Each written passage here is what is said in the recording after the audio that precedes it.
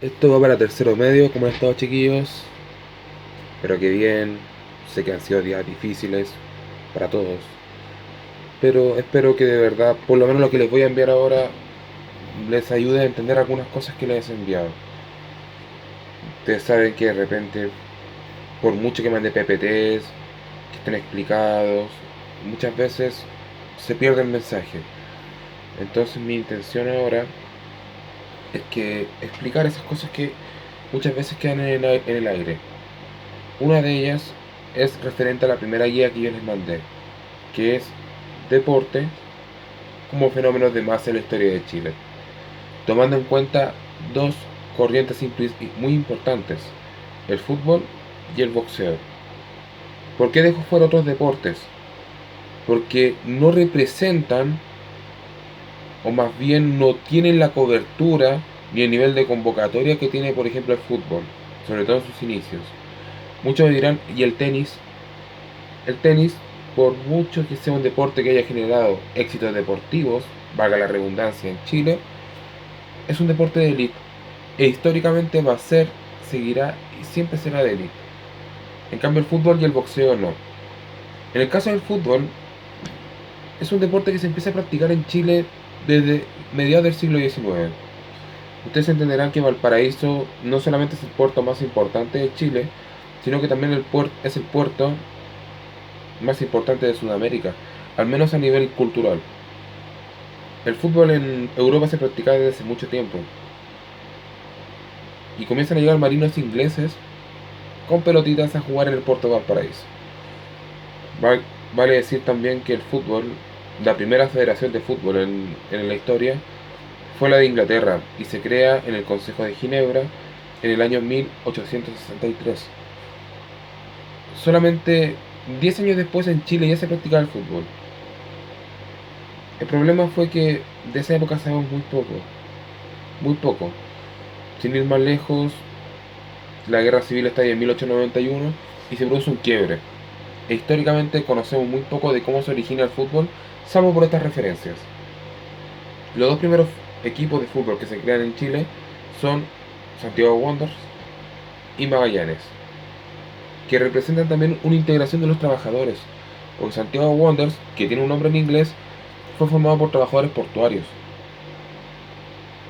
por gente del pueblo, gente pobre. Magallanes también. Entre los que estaban en Magallanes se encontraba más tarde el que fue después fundador de Colo Colo, David Arellano. Entonces el fútbol en sus inicios se transforma en la puerta de entrada para las clases populares. De hecho, el otro club más antiguo de Chile es Arturo Fernández Vial, que se crea derivado de la manifestación obrera en el año 1903, en donde el presidente Riesco se lava las manos y decide comisionar al vicealmirante Arturo Fernández Vial, ex héroe de la Guerra del Pacífico, a disolver la manifestación. Ustedes saben que disolver una manifestación en esta época no implicaba en, oiga, por favor, ¿puede deponer la huelga? No. Era el uso de la fuerza y de hecho el ministro del Interior y el ministro de Guerra dejaron a disposición de Arturo Fernández Vial todo el armamento posible para reprimir la manifestación, esta huelga de los trabajadores portuarios. Pero Fernández Vial no estaba dispuesto a disparar ninguna bala. Esto provocó que la gente le tomara mucho cariño a Arturo Fernández Vial, porque aparte él logró llegar a un entendimiento con los líderes de la huelga, y con esto finalmente se depone la manifestación y los trabajadores portuarios, conscientes del peligro que corrieron y de la humanidad que mostró Arturo Fernández Vial, le crean un equipo de fútbol con su nombre, pero fundado por trabajadores portuarios. En este caso, el club Arturo Fernández Vial. Entonces el fútbol fue el punto de partida. Aparte que Chile fue de los primeros países en América en afiliarse a la FIFA. Ahora, como ustedes sabrán, tomó más de 100 años que Chile obtuviera un logro importante, que fue la Copa América. Entonces, también entiendan que fue complicado los primeros años. Pero el fútbol en sus inicios marca la entrada por la puerta grande de las clases populares en Chile, particularmente los sectores productivos relacionados con el puerto. La segunda parte es el boxeo. Ustedes miran el boxeo. El boxeo es un deporte muy popular. Acá en Chile se empezó a practicar a finales del siglo XIX y principios del siglo XX la rompía. ¿Quiénes practicaban boxeo acá en Chile?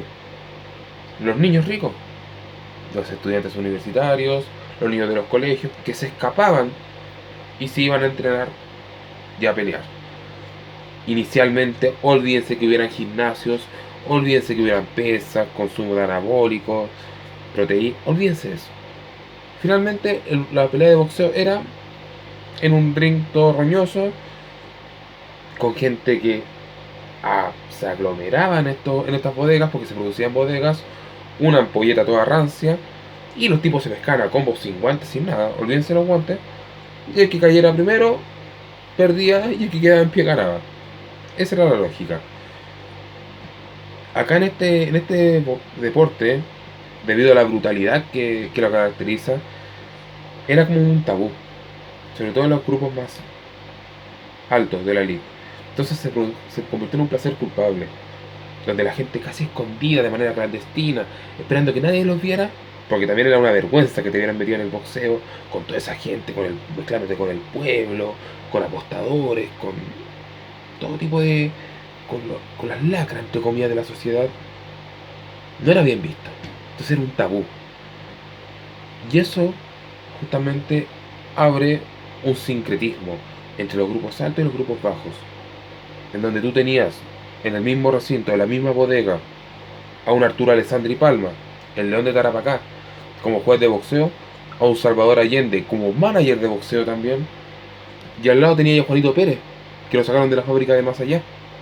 Entonces, todas esas cosas nos dan a entender que un boxeo es un deporte que integra a los grupos más bajos.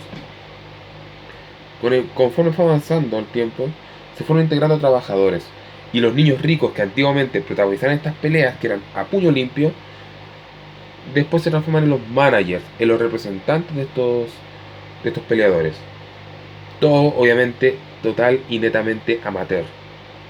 El primer ring de boxeo se crea en el centro de Santiago y fue Juan Budinich. Juan Budinich fue un boxeador totalmente amateur, aventurero como él solo, primer chileno en estudiar en la Universidad de Columbia, aunque dejó la carrera a medio camino, y él creó un ring de boxeo en el centro de Santiago. Por ahí pasaron deportistas como Arturo Godoy, que peleó el título mundial de los pesos pesados con Joe Louis,